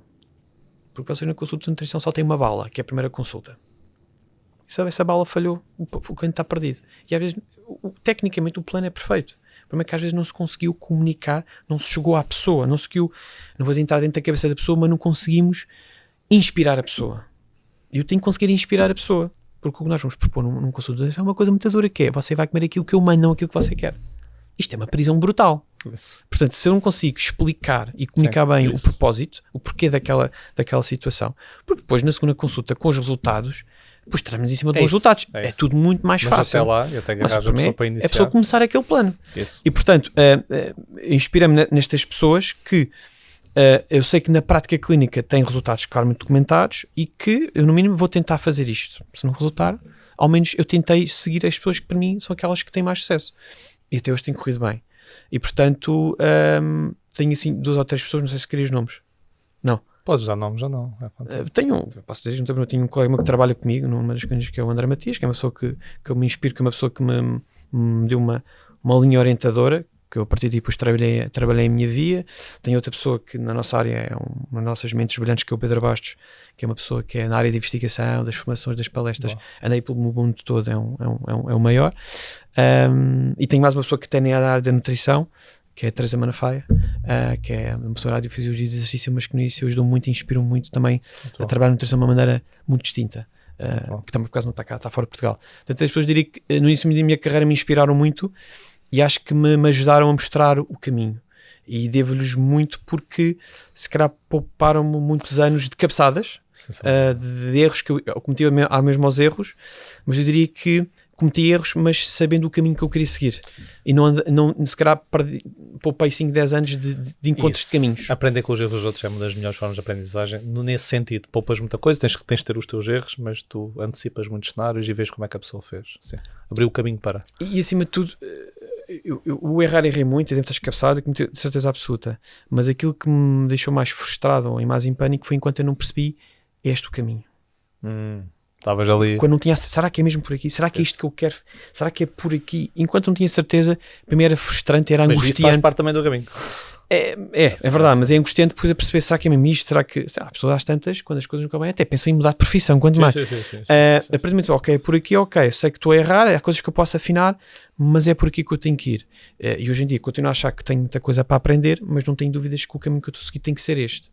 Não vou divergir muito. Para já, posso daqui a 10 anos dizer uma coisa completamente diferente. Sem sombra de dúvida. Mas para já, pelo menos a minha convicção é essa. Hoje, à data de hoje. À data de hoje, e portanto, a minha convicção, a minha certeza e a minha, como eu ouvia no podcast da Nádia, a motivação está cá. A motivação é à prova de bala. Como dizia alguém, pode chover bombas nucleares de críticas, eu não tenho qualquer dúvida que aquilo que eu estou a fazer é o correto. Quando estás seguro do caminho. Se eu tivesse dúvida desse caminho, aí era complicado, porque qualquer crítica me fazia abanar na estrutura. Isso é que não pode acontecer. Faz lembrar um super paralelismo, e temos aqui a Teresa faz parte da equipe, e a Teresa também é minha irmã. Não sei se, mas Sim, já me consta. Então lembras-te, Teresa, está aqui em off, não se ouve, mas quando nós éramos pequenos e viajávamos de carro, o meu pai por vezes, na altura não havia GPS, então havia um mapa, abria-se o mapa para tentar saber o caminho e por vezes era, será que é este caminho ou não? E a minha mãe gostava muito de dizer assim, será que é por aqui? Mas dizia-se sem informação de base, que é, de repente via, se calhar é por aqui. Depois o meu pai ficava chateado e disse assim, para de dizer certo, não sabes o caminho. Então aí, quando ele estava incógnito o caminho, quando ele não conhecia bem o caminho, mais facilmente ia por, olha, se é por aqui, depois chegámos lá, não é por aqui, e chateava-se. Ou quando ele sabia bem o caminho, qual era, mesmo que a pessoa dissesse, será que é por aqui? Olha, o mapa diz que é melhor por aqui. Ele não queria saber. Então fez-me lembrar, não sei porquê, o que estavas a dizer, que bocado isso. quando sabes mesmo o teu caminho, a pessoa pode dizer, será que é por aqui? Não quer saber. Ou é melhor ir por ali? Não quer saber. Sim. Agora, Sim. quando a pessoa não sabe bem o caminho, Com a dúvida fica muito mais vulnerável. Aí depois às vezes voltamos para trás. É isso. Costumo dizer que havia uma citação qualquer de um filme, acho que era, já não sei se era, um filme qualquer conhecido, que era a vitória não são dos melhores, é daqueles que acreditam durante mais tempo. Aqueles que vão até ao fim e não desistem do caminho, que podem dar num buraco sem fim, mas que no meio do caminho as pessoas que competem connosco ao longo do tempo vão desistindo, vão se dispersando, e as pessoas que ficam naquele caminho geralmente, porque mantém-se num caminho, tem mais probabilidade de chegar lá, podem não chegar, mas geralmente é uma questão de consistência e de insistência, não necessariamente se somos os melhores ou não, não me considero claramente o melhor, mas simplesmente insisto no meu caminho e continuo e trabalho nele e vou aperfeiçoando o ofício. Peço mal. Isto deu aqui para Pantamangas. Acabamos estas 5 questões. Agora tenho aqui 3 questões finais. A primeira: se tivesses livrado de uma emoção, qual seria e porquê? Eu estava a ouvir o teu podcast e estava a pensar o que é que eu responderia a esta questão. Agora tens que responder. Uma emoção. Tinhas de livrar, não é? Não dá, são todas boas, está bem. Não interessa. Tens de livrar de uma emoção. Se não ficas sem nenhuma, ainda é pior. Ficas robô. Uma emoção que eu me posso livrar. É uma excelente questão. É quase é a mesma pergunta: qual é a pior emoção para ti? Se tivesses que classificar uma hierarquia, qual é aquela menos valiosa para ti? Eu acho que às vezes poderia ser um bocadinho menos. Não há menos. Não há menos. Não é mesmo remover. Não há intensidade. Porque eu ia dizer o menos, mas o menos depois era mal não ter essa emoção. Talvez. É uma pergunta. Eu não gosto quando. É uma pergunta tramada. Ainda bem que sou eu a fazer as perguntas. Sim. O que é que poderia ser com tudo o que possa ter meu irmão, mas acho que às vezes sou muito teimoso. Teimosia. Não é bem emoção. Não é emoção? Não, uma emoção mesmo. Serve impulsividade? Não, também não é bem emoção. É mais comportamental, mas é um traço mais cognitivo. Mas poderia pôr impulsividade. Eu vou aceitar aqui. Ok, impulsividade. se então, calhar. Mas nunca eras impulsivo, eras sempre ponderado. Há sempre um lado negativo, estou mesmo a condicionar. Qualquer emoção tem coisas boas, tem coisas más. Todas. Era só para ver e qual era o racional. Não vamos olhar para o podia ser mau. O racional é, às vezes, em determinados momentos, se calhar reage a determinadas situações. Aquilo que estávamos a falar um bocadinho. Responder na hora, a quente, se calhar... até mais, porque geralmente nós temos tendência para sermos mais impulsivos e explosivos às vezes com os nossos, não é? Com aqueles que são os mais queridos. Sim. Eu dizia, não precisava ter dito isto desta maneira. Isso. Não precisava. E acho que nesses momentos, se eu fosse, claro, mais ponderado, eu claramente não tenho o dom da diplomacia, claramente, precisava mais nesse momento para dizer, ok, se calhar vou pensar um bocadinho, vou deixar esta passar agora, não vale a pena, não vou ganhar as guerras todas, mas às vezes é mais forte que eu e tem que ser. Claro, isto tem a ver com o teu núcleo de valores, com a tua forma de estar. Assim, que grande besta podia estar com penso nisto inúmeras vezes, infelizmente. E pensar nisso é bom. Do que justificares que fizeste assim porque tinha que ser, porque as pessoas mereciam ouvir, porque és mesmo assim, porque essa reflexão depois mas eu diria que é mais isso que às vezes me chatei um bocadinho. Ok, impossibilidade. Eu pensei na teimosia também não é bem, não é bem isso, portanto não é por aí, sim. Boa, eu vou aceitar a impulsividade, embora a pessoa possa ser impulsiva com várias coisas. Pode ser impulsiva quando estás super entusiasmado e compras uma coisa que nunca usas, pode ser... Sim. E até depois tem a ver com muitas emoções, mas é mais esta parte. Até para projetos super interessantes, é verdade. Vai lá de cabeça e depois, pronto, se calhar, há uma coisa sempre que se perde. Era interessante quando estava a pensar nele agora. Exatamente. Qual é a tua emoção preferida e porquê? Emoção preferida. A emoção preferida. Estamos numa hierarquia. Falaste vamos dizer, da pior. Sim. E agora a melhor. Emoção preferida. Podemos considerar paixão? Sim. Acho que ter paixão pelas coisas. Paixão, ok. Paixão se eu tiver paixão pela minha família, pelos meus filhos, pela minha mulher, se tiver paixão pelo meu trabalho, está feito. Faz sentido. Tem que haver. Costumo dizer que eu tenho que estar nas coisas enquanto eu sinto tesão nas coisas. As pessoas têm que sentir, às vezes é brincar, as pessoas têm que sentir o meu tesão na consulta, que eu estou mesmo entusiasmado. Sim, temos paixão, não é? Temos essa paixão que é, eu estou mesmo imbuído e inspirado, sim, e quero mesmo, não estou só ali a... Que isso também passa, é o que estás a dizer, senão é completamente... Estás já ali falar entusiasmado e só dá gosto de ouvir. Isso só acontece porque eu tenho paixão para aquilo que eu faço. E se eu tenho paixão nas coisas que eu faço, eu sei que dou 500%. Só estou a fazer por fazer, a vida já me diz assim, se calhar... esta vou largar, porque eu claramente não estou nesta.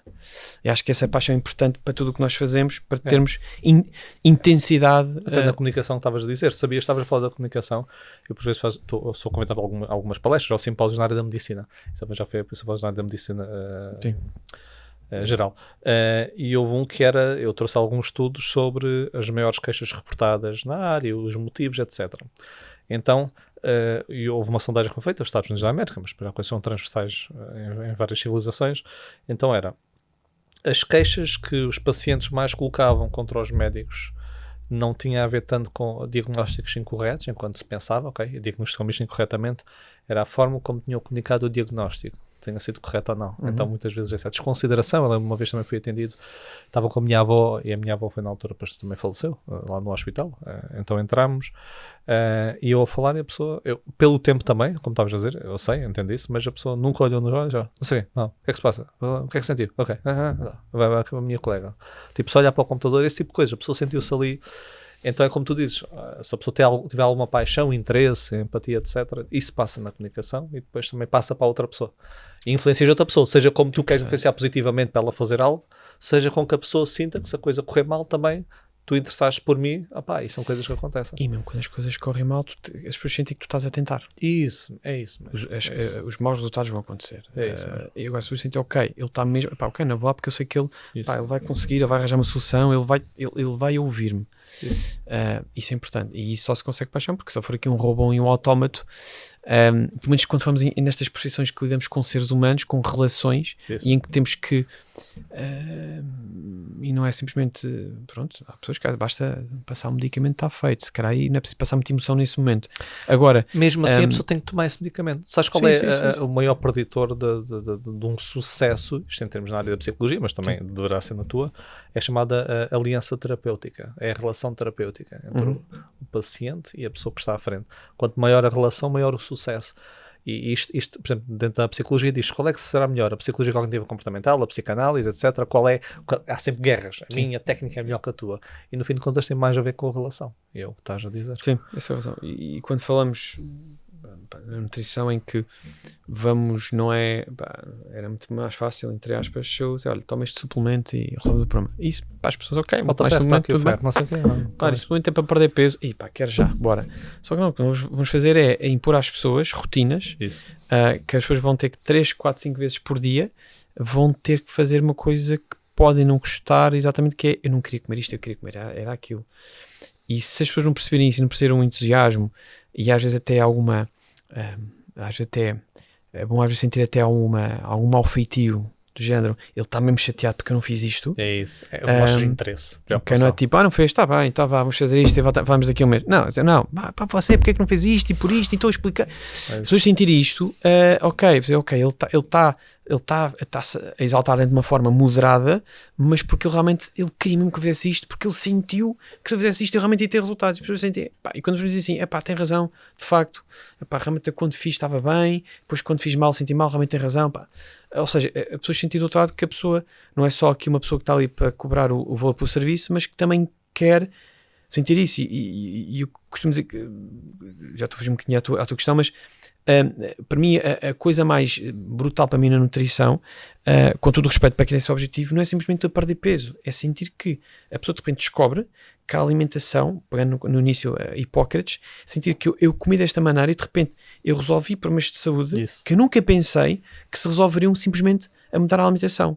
Ou seja, as pessoas sentirem que o alimento é literalmente uma maneira de melhorar a nossa saúde e sentir na nutrição, na alimentação, muito mais além do que um simples objetivo de ganhar ou perder peso. E isso que eu acho que, na minha opinião, eu acho que é por aí que a nutrição vai mostrar muito nos próximos anos. Sim, concordo. Porque eu acho que naquilo que toca na perda de peso propriamente dita, às tantas, se calhar boa parte do trabalho fazia-se com psicologia e não com nutrição, depende de muitos casos. Agora, quando falamos de patologia e doença, obviamente que a emoção é muito importante, mas há casos em que claramente percebemos que a alimentação é chave. Como falas da cadeira, se calhar são os 4 iguais, mas há casos que uma é mais importante que a outra. São mais inclinado que esta é mais importante que a outra. E enquanto a perda de peso é muito emocional, é muito comportamental e é um processo que pode estar a correr muito bem, de repente despenca por vários motivos. Quando vamos na patologia, eu costumo dizer, não há coisa melhor do que a pessoa dizer-me assim, tinha a queixa XYZ, fiz o plano ao fim do mês, deixei de ter esta queixa. Isso. Esta pessoa, ninguém lhe precisa de explicar a importância do alimento X. A pessoa está perfeitamente convencida, porque eu senti que quando não comi fiquei melhor, mas pior ainda, eu quando voltei a comer aquele alimento fiquei mesmo mal. É isso. E a partir daí pode vir quem quiser ir do céu dizer, a pessoa pensa, não, ouça, podem-me dizer que isto não tem evidência nenhuma, eu como isto eu fico muito mal, eu já percebi isto, quer dizer, não há hipótese. Uma coisa interessante que é, eu tiro, fico melhor, mas eu posso, se calhar, fiquei melhor por outras coisas que eu não relacionei, mas depois eu vou pôr novamente e fico mal, não é? Assim que vais testando. Eu digo às pessoas, eu espero muito bem que as pessoas em questão desconfiem de mim. Desconfie do que eu estou a dizer. Porque o que eu estou a dizer, provavelmente já ouviu esta conversa noutros temas, de outros nutricionistas, de outras pessoas. O que vai convencer a pessoa, no primeiro momento, é importante que a pessoa confie em mim para começar a fazer, mas depois é a experiência de fazer e aquilo como se sente que vai fazer com que ela mantenha-se, que é, eu quero que a pessoa sinta que eu posso morrer e as pessoas daqui a 10 anos estão a fazer aqueles hábitos porque perceberam que ficam bem por causa disso. Não porque um artista qualquer lhes disse para fazer aquilo naquele momento. Porque quando as pessoas fazem por obrigação, alguns no tempo vai correr mal. É uma das piores formas de motivar. Quando isso é absorvido como estilo de vida, o meu trabalho está feito. Quer dizer que as pessoas não precisam de mim para nada para fazer as coisas pelo menos mais básicas. Gostei. Júlio, recomenda-nos um livro para as pessoas lerem. Um livro. Pode ser da tua área ou não? Da minha área ou não? Ok. Da minha área tem sempre dificuldade porque hoje em dia eu cada vez me leio mais artigos. Coisas mais técnicas. Livros mesmo, livros que eu leio e digo assim, ok, este é giro, mas é genérico. Fica assim, não tem interesse nenhum. Mas não te esqueças, ok, na tua análise queres coisas mais específicas. Agora, imagina, se calhar dando um passo atrás, não é? É a tal maldição do conhecimento, não é? Sim. Há muitas pessoas que estão a começar do zero quase e querem algumas luzes, então pode ser mesmo uma coisa genérica, mas que faça sentido. Então, da tua área pode ser, ou seja, nesse sentido, ou então fora da tua área, tanto faz. Um livro que gostes. Eu tendo, quando leio livros, tendo a ler coisas que são completamente fora da minha área. Fora, tento ler coisas fora, quando eu, ou seja, aquilo que eu vou ler na minha cama, eu não quero que seja nutrição outra vez. Eu quero uma coisa. Eu quero fugir disso. Pronto. E então eu gosto muito de ler coisas mais, se calhar, do contexto histórico ou do género. Boa. E um último livro assim que li, não foi o último, mas foi dos últimos, e impressionou-me, porque o relato era muito vivo e a vários níveis. Impressionou-me e gostei muito do farmacêutico de Auschwitz.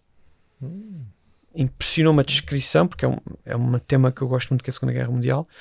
E ali conta farmacêutico de Auschwitz. Portanto, conta ali o contexto dos campos de concentração, basicamente, e contam ali parece-me com muitas coisas verosímeis e com muitos detalhes específicos de coisas que se fizeram e que se passaram nos campos de concentração.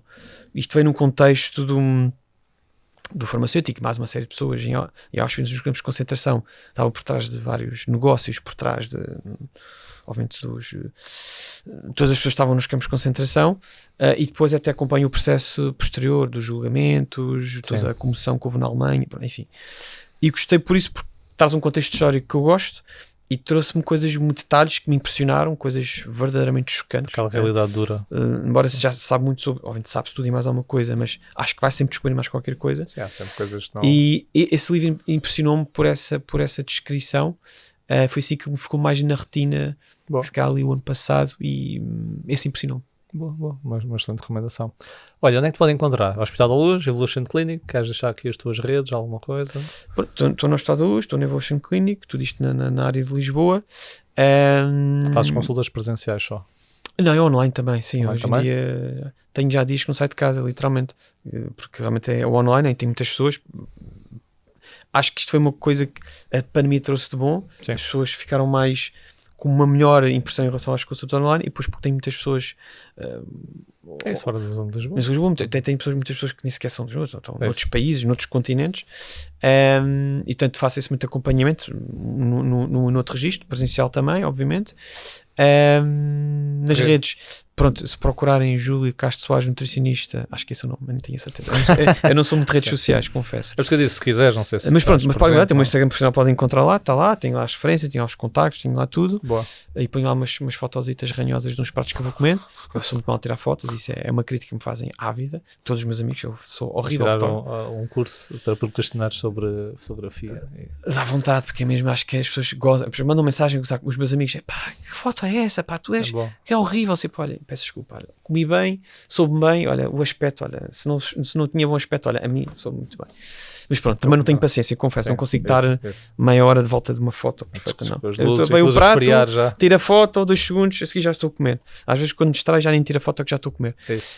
Mas pronto, tem no Instagram, é a rede social que eu neste momento uso mais, que alimento. Até tenho o Facebook, mas o Facebook basicamente é uma extensão do Instagram, portanto não tem grande relevância, embora há faixas etárias que não é bem assim, mas tudo bem, são todos 500. Basicamente é isto. De resto, pronto, estou neste tipo, estou a dar algumas formações, algumas palestras, como falaste no início na minha apresentação, com a Nutrition Sports Academy, que aliás, é uma dessas coisas até também partilho com a Nádia, na área não só da parte desportiva, mas também da parte mais de agora alguns cursos que lancei com análises clínicas, suplementação, patologias da mulher, ovário poliquístico, endometriose, que são patologias que eu tenho trabalhado muito mesmo nos últimos anos, tenho mesmo muitas pessoas nessa área. Pronto, mas é uma coisa que eu diria que vou dando uma perninha, mas que, para quem dá formações de forma intensiva não dava para dar consultas, porque é algo que absorve muito. Tanto tenho de escolher ali 2 ou 3 momentos do ano para fazer isso e não o resto posso, nas consultas. Tem que ser, porque senão não dá tempo. Depois tenho outros projetos fora da nutrição, tenho outras coisas, falamos aqui em off, que eu já também estou aqui a brincar, portanto eu para ter tempo para tudo e mais família, mais filhos e família, tenho que conseguir gerir tudo, tanto para ti isto equilibrado, as pernas da tua vida equilibradas. Tem que ser. E acho que eu admiro muito quem dá muitas formações, porque acho que é uma coisa que dá muito trabalho. Montar aulas dá muito trabalho. Eu vejo que quando tenho que montar alguma nova, dá muito. É um inferno, porque é muitas horas de estudo. É muita preparação. É para preparar um slide, são 1, 2, 3, 4 horas, sei lá. Sim, depois quando haja mesmo replicada, ajustado depois logicamente ao cliente, já tens algumas coisas já pré-feitas. Sim, mas eu nos últimos 2, 3 anos preparei muito material novo, muito conteúdo novo. Deu muito trabalho, foi muito chato. Cá está, tive que sacrificar a vida pessoal muitos fins de semana para o Caixa de Lixo, porque não vi hipótese. Eu durante a semana é muito difícil ter tempo, mas pronto, eu gosto, adoro dar aulas. Pronto, acho que a malta aqui percebe que eu consigo falar facilmente e comunico facilmente. Gosto de dar aulas, adoro imenso dar aulas. Chatei-me imenso com a pandemia. Agora as formações é quase tudo online. Sim. Uma coisa que me aborrece. Já começa a haver mais presencial. Eu também dava, quando veio a pandemia, 100% online, agora, e empresas também, agora já começa a ser mais recrutado para o presencial. Ainda é pouco isto, também por depois os custos. Sim, mas está a abrir o custo e olha, tenho várias empresas, trabalho com aliás, o meu grande core é com empresas e tive agora uma última que eles estão Algarve, Lisboa e Porto. Sim. Uma palestra, então a palestra por acaso vou dar a palestra em Lisboa, mas híbrido para quem está em. Claro, ainda se não dá, estar a puxar malta Algarve e Porto para uma palestra de 1 hora, depende da. Mas não vou dizer que o meu aborrece às dias que eu estou a dar 5 horas de aula online. Sim, isso é pesado. As pessoas estão lá, mas a interação não é a mesma. É mesmo, depois não tem a câmera desligada, não sei quem estiver, e sabes e às vezes a pessoa olha. Estar em 5 horas quase em monólogo por uma câmara. Sim, é difícil. Às vezes é duro. Eu gosto mais de contar, gosto muito da interação, gosto muito de cá estar, de ver das experiências das outras pessoas numa aula, que numa online é um bocadinho difícil. Não é mesmo? Até porque depois há aquelas coisas, pequenas conversinhas paralelas, naqueles breaks. Sim. Que se tem numa presencial que numa online isso não acontece. Não.